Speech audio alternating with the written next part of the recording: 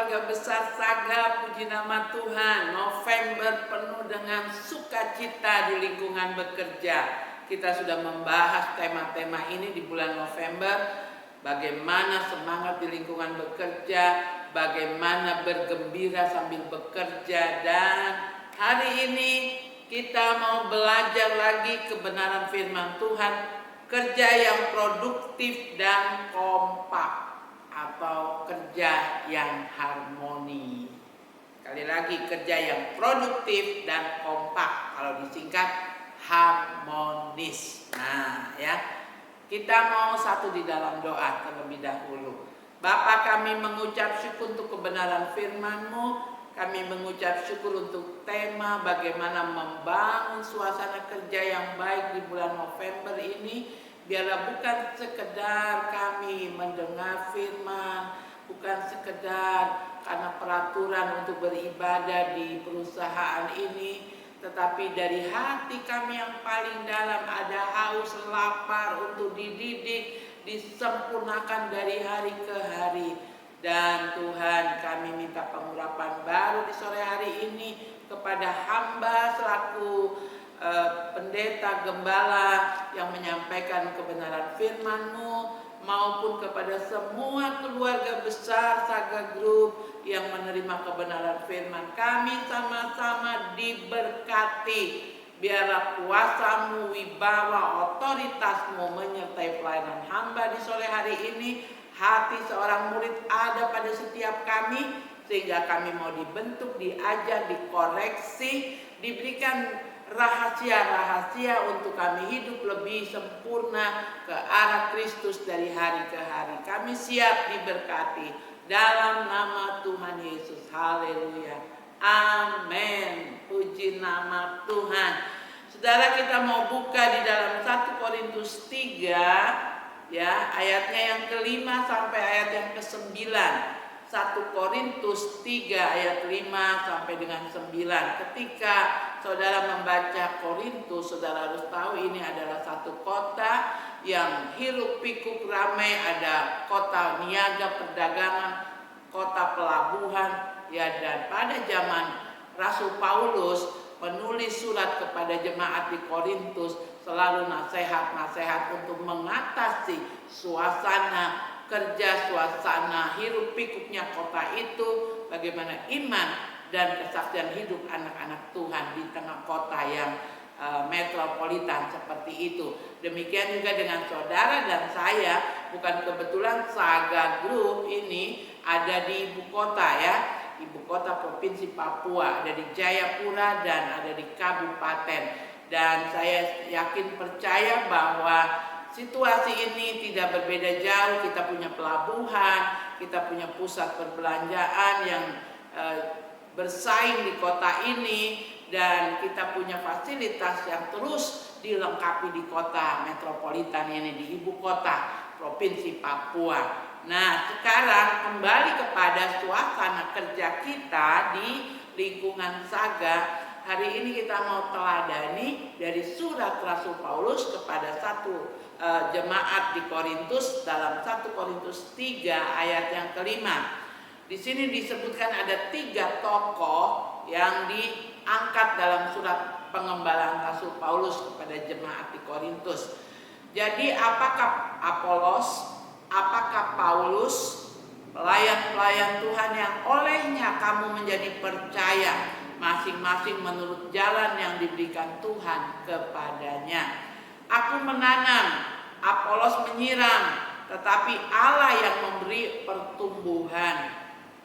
Karena itu yang penting bukanlah yang menanam atau yang menyiram, melainkan Allah yang memberi pertumbuhan. Baik yang menanam maupun yang menyiram adalah sama, dan masing-masing akan menerima upahnya sesuai dengan pekerjaannya sendiri. Karena kami adalah kawan sekerja Allah, kamu adalah ladang Allah, bangunan Allah. Puji nama Tuhan. Ada 2 tokoh yang diangkat oleh Rasul Paulus. Jemaat ini dirintis oleh Rasul Paulus. Kemudian Rasul Paulus mendelegasikan kepada Apolos ya.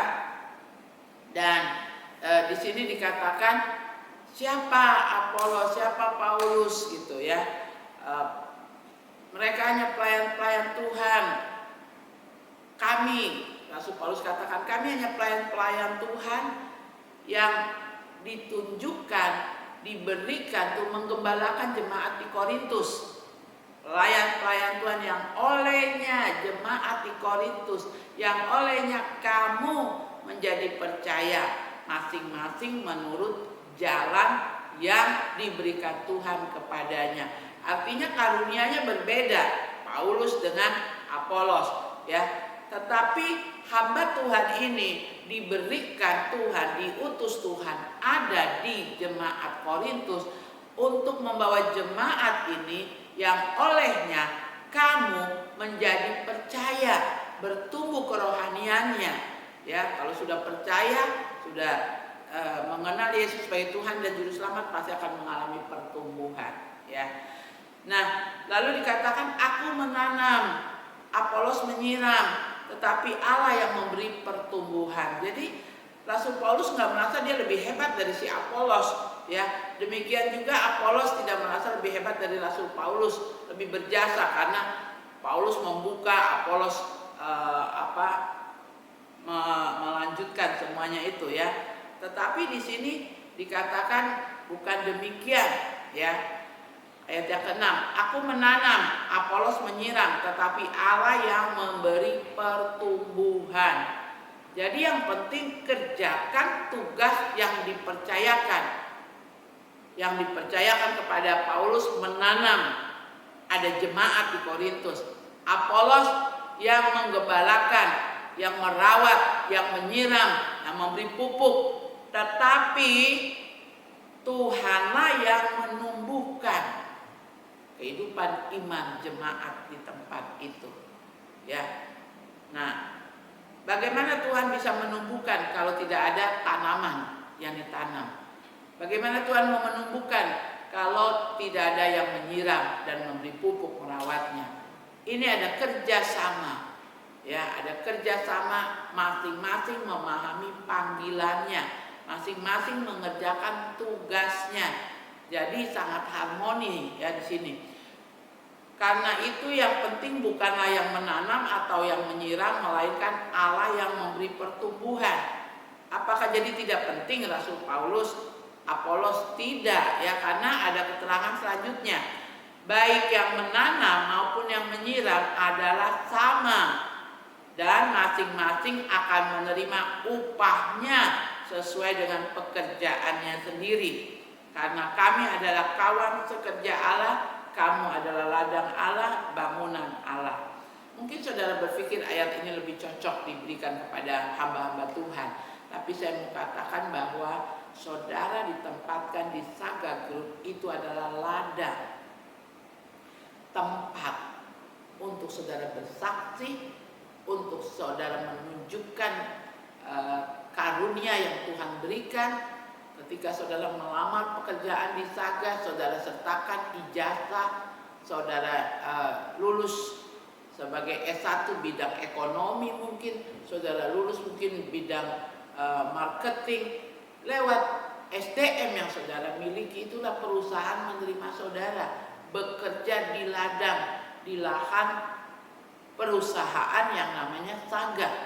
Nah, diharapkan saudara mengerjakan bagian masing-masing yang dipercayakan sesuai dengan SDM saudara.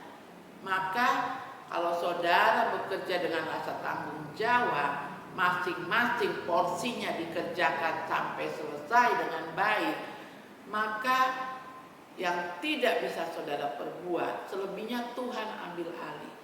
Tuhan menyempurnakan pekerjaanmu. Tuhan sendiri yang mendatangkan pembeli-pembeli, konsumen-konsumen. Itu bukan urusan saudara. Urusan saudara adalah kerjakan bagian bidang masing-masing sesuai job yang dipercayakan perusahaan. Ya, kalau perusahaan ini menata semua dengan baik, manajemennya baik, pelayanan langsung kepada konsumen baik, konsumen akan datang dengan sendirinya. Dan bagian itu adalah bagian Tuhan memberkati perusahaan, memberkati pribadi-pribadi yang mengerjakannya. Membangun kerja yang produktif dan kompak, ya saudara. Jika kita sadar bahwa setiap orang dalam lingkungan kerja kita satu dengan diri kita, maka empati kita tidak akan menyakiti orang lain, tidak akan merugikan orang lain, tidak akan membuat kesedihan bagi orang lain.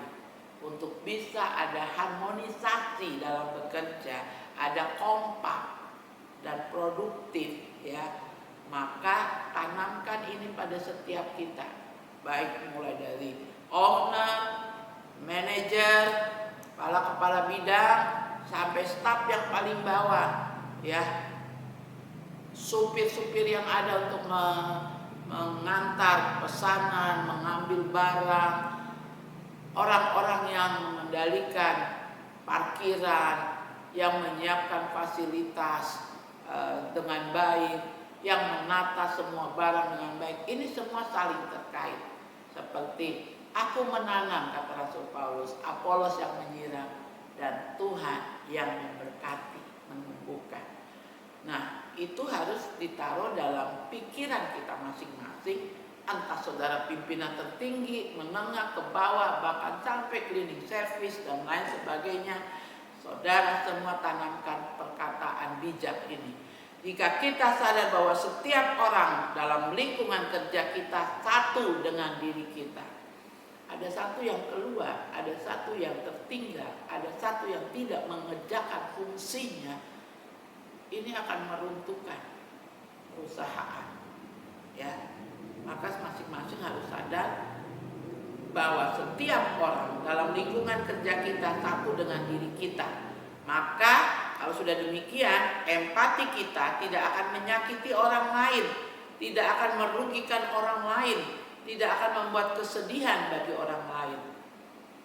Kalau masing-masing kita merasa orang lain itu menyatu dengan diri kita, ya, maka ketika dia ada masalah, kita akan ada empati, dan empati kita, kepedulian kita, ya, itu akan membangun harmonisasi dalam bekerja. Ya, saudara lihat itu enggak, alat musik piano.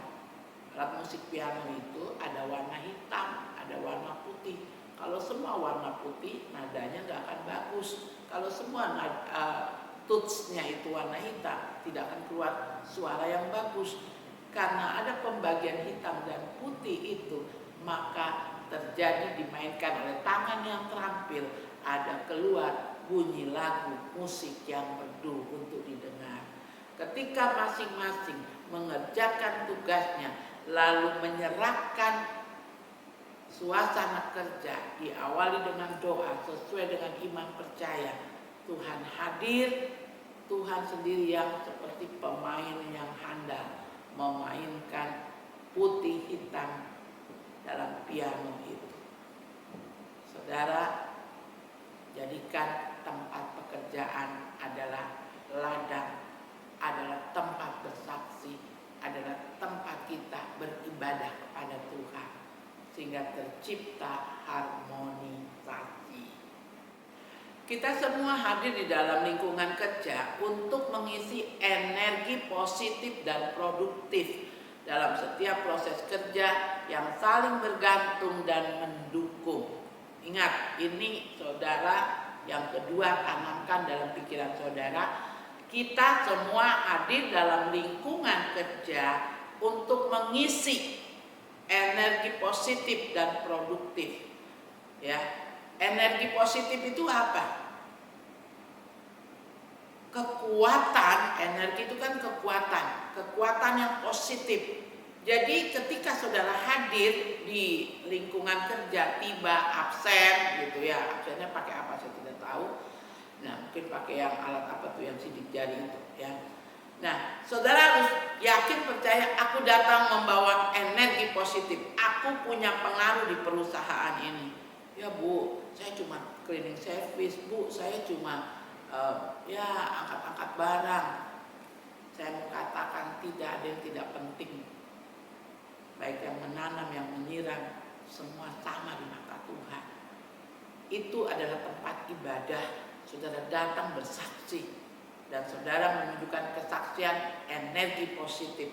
Aku bekerja dengan semangat yang menyala-nyala karena aku bekerja bukan sekedar cari gaji, tapi aku sedang bersaksi supaya dunia melihat Yesus di dalam aku yang mengerjakan semangat kerja ini. Ya, orang yang bekerja dengan energi positif, dia tahu dia punya peranan di perusahaan itu. Dia akan mikir, kalau saya bolos, ada yang kurang di perusahaan itu. Ada yang jadi ibarat mata rantai, ada yang terputus. Saya orang penting di perusahaan itu. Kehadiran saya sangat dibutuhkan. Bayangkan kalau saudara mengerjakan dengan semangat, ya, orang melihat saudara bergerak ke sana ke sini dengan lincah dan tepat semua yang dikerjakan, itu akan mempengaruhi orang-orang di sekitar saudara yang loyo-loyo jadi bangkit melihat semangat energi positif yang kita perlihatkan. Lalu saudara harus yakin juga saya datang bukan sekedar membawa energi positif, tapi saya produktif. Saya menghasilkan sesuatu. Saya cleaning service, saya membersihkan areal. Itu produksi yang saya hasilkan. Saya menata barang, menghitung barang, menatanya di rak. Itu ada hasil pekerjaan yang baik. Sehingga tidak salah-salah. Ya, orang datang di setiap rak, di setiap lorong, orang sudah tahu item apa yang ada di situ. Oh, ini semua kebutuhan wanita. Oh, ini semua kebutuhan bayi, ini snack dan lain sebagainya, ya. Lalu yang di bagian gudang memahami betul menurunkan barang yang kosong seperti apa untuk melengkapi barang yang sudah habis dibeli, diambil oleh konsumen. Lalu yang bagian kasir menghitung dengan baik, teliti setiap item yang dibeli, tidak ada yang terlewatkan atau tidak ada yang ditindis double sehingga konsumen marah kepada saudara. Oh, ini karena kalau ibu-ibu yang teliti, ya, dia akan buka struknya itu. Oh, ini kok dipencet 2 kali, ya, ditindis 2 kali ini. Padahal saya belinya cuma 1. Nah, saudara, maka hasilkanlah pekerjaan yang menunjukkan kemampuan saudara. Produktivitas. Saya produk yang saya hasilkan dalam bekerja, produk yang excellent. Ya, pekerjaan yang luar biasa, dan itu bukan cuma dipuji oleh konsumen, tetapi pimpinan saudara akan melihat, wow, saudara akan diberi perhatian lebih karena saudara adalah orang yang membawa energi positif dan produktif, ya.